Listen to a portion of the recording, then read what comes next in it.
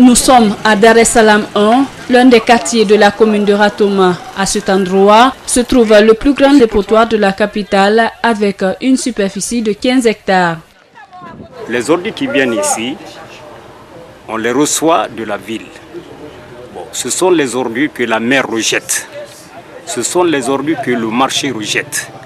En fait, ce sont les ordures que nous recevons, même des cimetières.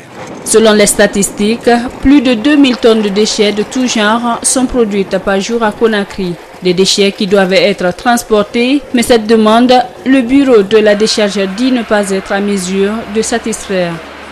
Quand le flux est intense, nous pouvons recevoir au moins 1000 tonnes d'ordures par jour.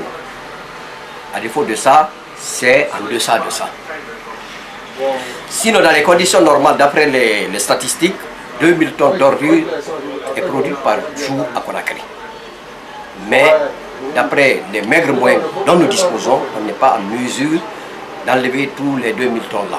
Aujourd'hui, ce dépotoir, créé depuis la Première République, ne répond plus aux normes. À l'état actuel, tous les ravins sont remplis et le dépôt est presque rempli. On a parlé, mais peut-être le dépôt va parler. C'est justement pour répondre à ces besoins que la délégation, conduite par le représentant du coordinateur du programme d'expertise néerlandais PUM, a effectué cette visite de terrain. Nous sommes ici pour voir le traitement des déchets de la ville de Conakry. C'est une chose importante parce que dans toutes les villes, on voit beaucoup de montagnes et de déchets. Et c'est un problème à résoudre.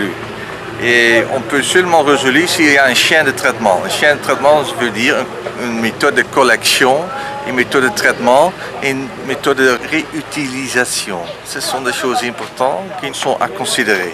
Ce programme envisage d'installer en Guinée une société de triage des ordures, surtout des déchets plastiques, à l'image d'une entreprise dakaroise chargée de faire le recyclage des plastiques.